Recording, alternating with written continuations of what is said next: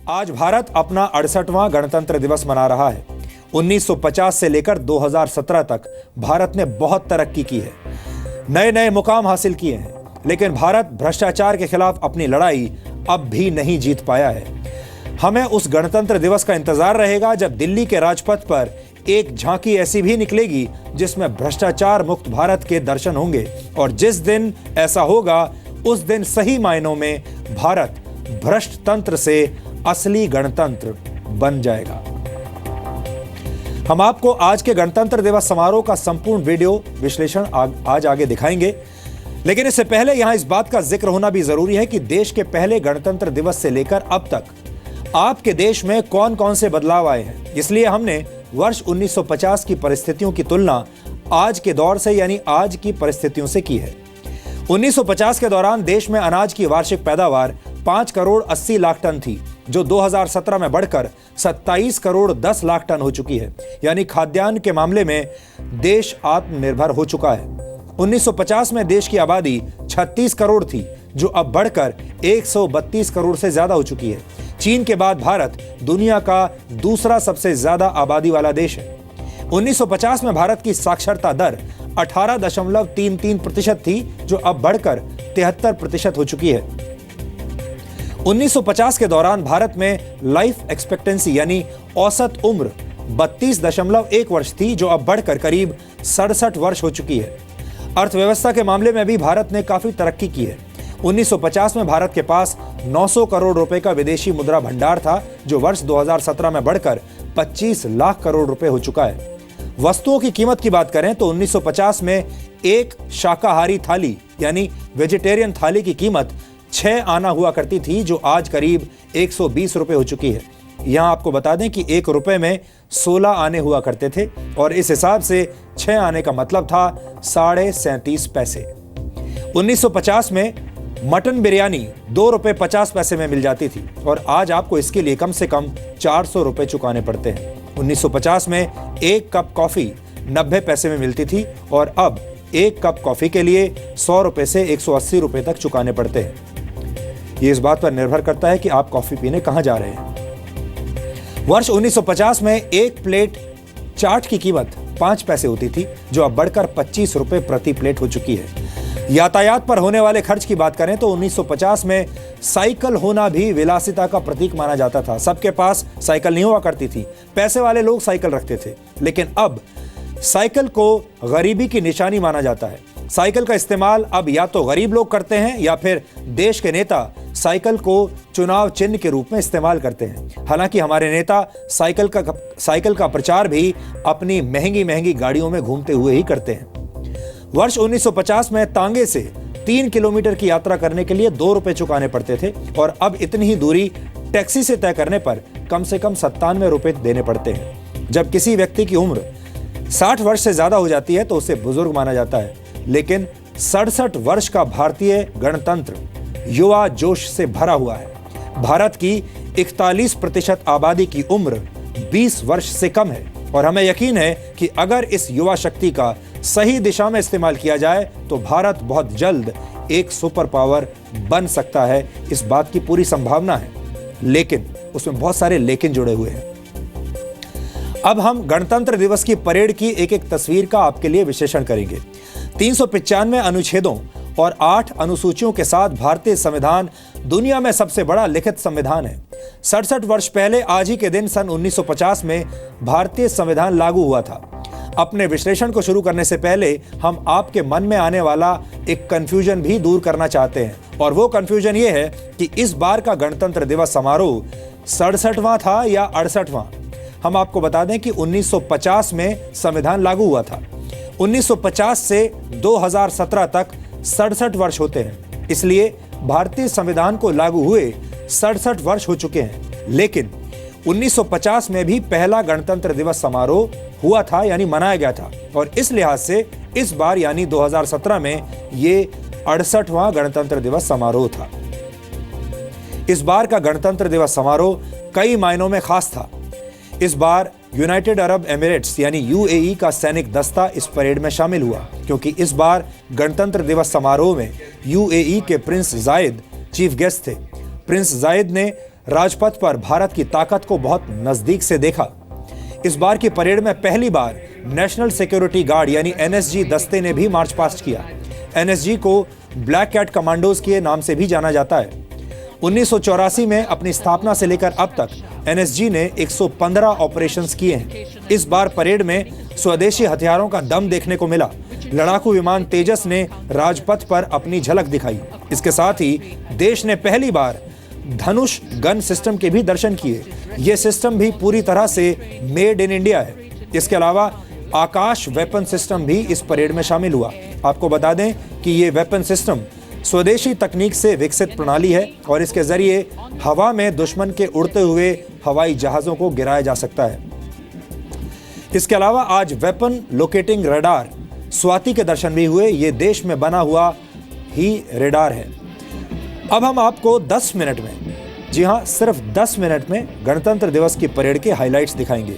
यह रिपोर्ट देखकर आपको देश की सांस्कृतिक विरासत और भारतीय सेना की शक्ति का एहसास होगा, खासतौर पर उन लोगों को जिन्होंने आज सुबह इस परेड को मिस कर दिया था। आप अब इस परेड को देख सकते हैं और अगर आपने इस परेड को सुबह देखा भी था तो भी एक अलग तरीके के विश्लेषण के साथ सुपर फास्ट तरीके से इस परेड को आज आप फिर से देख सकते हैं।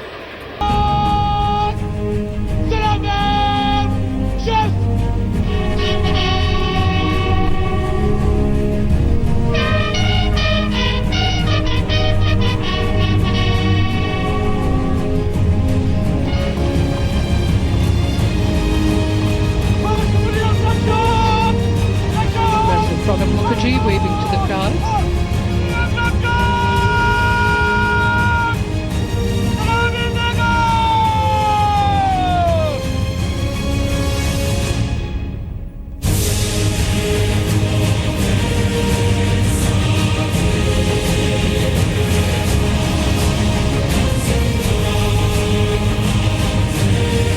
मई 2016 को जम्मू कश्मीर के कुपवाड़ा जिले के नौगाम सेक्टर में सेना के ठिकानों से जब आतंकवादियों का संपर्क टूट गया तब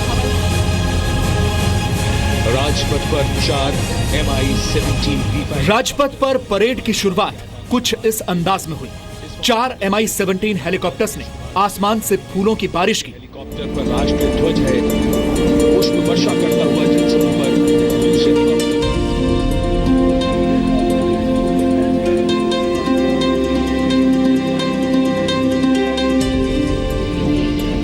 इस बार की परेड में मुख्य अतिथि थे अबू धाबी के क्राउन प्रिंस मोहम्मद बिन जायद अल नहयान। इसीलिए परेड में यूएई के सैन्य दस्ते ने भी हिस्सा लिया।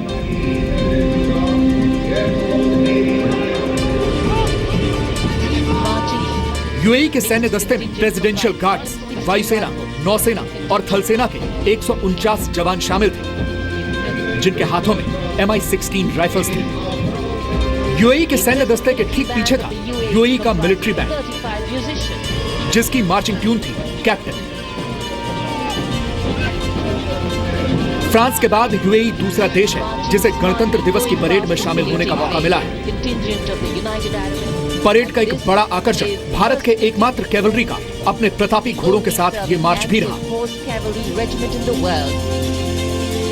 इसके अलावा बीएसएफ का सजा धजा ऊंट सवार दस्ता राजपथ पर निकला तो लोगों ने तालियां बजाकर उनका स्वागत किया।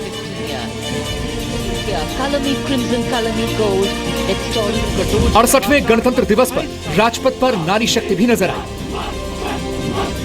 और अब सलामी मंच के समक्ष लेफ्टिनेंट अपर्णा नायर के नेतृत्व परेड में नेवी की टुकड़ी को लेफ्टिनेंट अपर्णा नायर ने लीड किया। 144 जवान इसमें शामिल थे जिन्होंने नेवी बैंड की जय भारती धुन पर मार्च पास किया। खास बात यह थी कि नेवी के इन सभी जवानों ने 2015 में ही नेवी ज्वाइन की थी। इसके बाद राजपथ पर भारत की सैन्य ताकत के दर्शन हुए। राजपथ पर सबसे पहले नजर आया भारतीय सेना का main battle tank T-90 Bhishma. 60 kilometre प्रति घंटे की रफ्तार से चलने वाले T-90 टैंक से लेजर गाइडेड मिसाइलें छोड़ी जा सकती हैं। भीष्म टैंक में 125 मिलीमीटर की मेन गन है और 12.5 मिलीमीटर की एंटी एयरक्राफ्ट गन भी लगी हुई है। करीब 2.5 मीटर ऊंचे इस टैंक का वजन है 68 टन। नेतृत्व इसके बाद राजपथ पर सुपरसोनिक क्रूज मिसाइल ब्रह्मोस की धमक भी सुनाई दी। हर मौसम में फायर करने में सक्षम इस मिसाइल प्रणाली से 290 किलोमीटर की दूरी तक अटैक किया जा सकता है। मोबाइल ऑटोनोमस लॉन्चर मैक 3 यानी आवाज से भी 3 गुना ज्यादा रफ्तार से ये दुश्मन के इलाके में घुसती है और उसकी एयर डिफेंस प्रणाली इसे चाहकर भी ध्वस्त नहीं कर सकती। पलक झपकते ही दुश्मनों के हथियारों का पता लगाने में सक्षम स्वदेशी रडार स्वाति की भी ताकत राजपथ पर दिखाई दी। आर्टिलरी गन और रॉकेट को भांपकर दुश्मन के हथियार Captain Anindra Bansal and Lieutenant captain Anil Bansal की अगुवाई में हवा में ही भारत के दुश्मनों की चिता बनाने वाली मिसाइल आकाश का प्रदर्शन किया गया। आकाश मिसाइल को डीआरडीओ ने ही विकसित किया है। ये 25 किलोमीटर के दायरे में दुश्मन के किसी भी विमान या ड्रोन को मार गिरा सकती है। ये जमीन से हवा में मार करने वाली मिसाइल है। ये मिसाइल करीब 92% स्वदेशी है। in big formation of the LCA aircraft at a height of parade में पहली बार आसमान के नए योद्धा स्वदेशी लड़ाकू विमान तेजस ने दमदार प्रदर्शन किया। तेजस ने सिर्फ 300 मीटर की ऊंचाई पर 780 किलोमीटर की रफ्तार से उड़ान भरते हुए सलामी दी। तेजस दुश्मनों पर बरसाने के लिए 3.5 टन बम लेकर उड़ान भर सकता है। हवा से हवा में मार करने वाली R-73 मिसाइल, 23 मिलीमीटर की गन, रॉकेट और बम से लैस तेजस रात में भी दुश्मनों पर धावा बोल सकता है। देसी बोफोर्स कहलाने वाली धनुष तोप ने भी पहली बार राजपथ पर अपना दमखम दिखाया। पहली बार रिपब्लिक डे परेड में शामिल धनुष तोप देसी डिफेंस इंडस्ट्री की ताकत का सबूत है। ये तोप पूरी तरह से मेड इन इंडिया है, लेकिन इसकी खासियतें बोफोर्स तोप से 2 कदम आगे हैं। धनुष 155 mm हॉविट्जर तोप है। धनुष तोप जिन गोलों को दागती है, उनके निशाने वाली जगह पर सिर्फ खाक बची रह जाती है। धनुष 38 किलोमीटर की रेंज तक गोला दाग सकती है, जबकि बोफोर्स तोप की मारक क्षमता सिर्फ 27 किलोमीटर है। बोफोर्स तोप के मुकाबले धनुष पूरी तरह से ऑटोमेटिक है। And here come the Black Cat Commandos of the National Security Guard. Their motto, Sarvatra Sarvottam Suraksha, the bedrock. देश के सबसे खतरनाक और ताकतवर एनएसजी कमांडोज को पहली बार 26 जनवरी के परेड में शामिल होने का मौका मिला। 32 साल में ऐसा पहली बार हुआ है। एनएसजी आतंकवाद से लड़ने वाली एक स्पेशल फोर्स है, जिसे ब्लैक कैट कमांडो के नाम से भी जाना जाता है। राजपथ पर काले रंग की कॉम्बैट ड्रेस में करीब 100 कमांडो की जानदार परेड लंबे समय तक याद रखी जाएगी।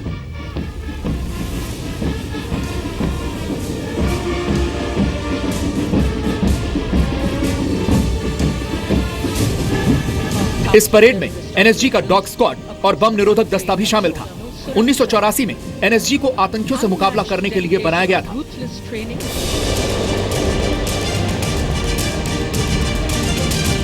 राजपथ पर आयोजित परेड में सबसे रोमांचकारी पल उस वक्त आया जब लड़ाकू विमानों ने उड़ान भरी। रफ्तार से यहाँ राजपथ से गुजरते हुए जबरदस्त 3 सुखोई MKI लड़ाकू विमानों ने आसमान में त्रिशूल फॉर्मेशन बनाई। इसके बाद जगवार विमानों ने आसमान में उड़ान भरी। अन्य विमानों में 5 MiG-29 लड़ाकू विमानों ने भी राजपथ पर फ्लाई पास किया। C-17 ग्लोब मास्टर ने भी फ्लाई पास्ट में अपना जलवा दिखाया। आसमान में ग्लोब फॉर्मेशन किया और इनकी रफ्तार 500 किलोमीटर प्रति घंटे की। इसके बाद बारी थी C-130J सुपर हरक्यूलिस विमान की। इसे आसमान की आंख माना जाता है। the light cloudy sky and air force के 3 Mi-35 हेलीकॉप्टर्स ने चक्र फॉर्मेशन में उड़ान भरी। kilometers per hour led by Group Captain Suresh Kumar Tiwari with wing flypast के आखिर में Mishra. MiG-29 ने वर्टिकल चार्ली फॉर्मेशन बनाकर उड़ान भरी। Here to celebrate the Indian Republic, the motorcycle. Rajpath पर आयोजित समारोह के दौरान जवानों ने साबित कर दिया कि दुश्मनों को धूल चटाने के साथ ही ये जवान हैरतअंगेज करतब दिखाने में भी माहिर हैं। राजपथ पर मिलिट्री पुलिस का श्वेत अश्व दस्ता पहुंचते ही लोगों की नजरें थमी की थमी रह गई। राजपथ पर चल रही तेज हवाओं के बीच जवानों का संतुलन देखने लायक था। क्रिसमस ट्री की फॉर्मेशन का अद्भुत नजारा। बाइक पर सवार जवान क्रिसमस ट्री, पिरामिड, सुदर्शन चक्र और हेलीकॉप्टर समेत कई फॉर्मेशन बनाते हुए राजपथ से गुजरे। शानदार प्रदर्शन करता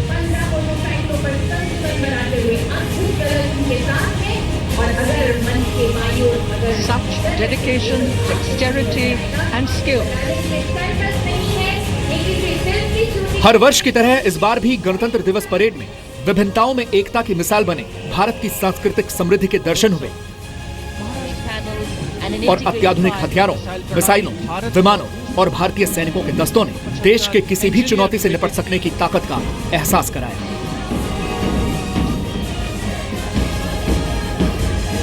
ब्यूरो रिपोर्ट, जी मीडिया। और अब एक छोटा सा ब्रेक। इस ब्रेक के बाद हम आपको आज के इतिहास के बारे में बताएंगे, लेकिन ब्रेक पर जाते जाते हम आपको कुछ तस्वीरों के साथ छोड़े जा रहे हैं। ये तस्वीरें हिमाचल प्रदेश के लाहौल स्पीति से आई हैं। आप देख सकते हैं कि घुटनों तक बर्फ गिरी हुई है और लगातार यहाँ पर बर्फबारी हो रही है। लाहौल स्पीति में तापमान फिलहाल -10 से -16 के बीच है। फिर भी कड़ाके की ठंड के बावजूद सैनिकों और स्थानीय लोगों में उत्साह की कोई कमी नहीं थी आज। और वहां पर भी गणतंत्र दिवस की ऐसी ही परेड देखने को मिली।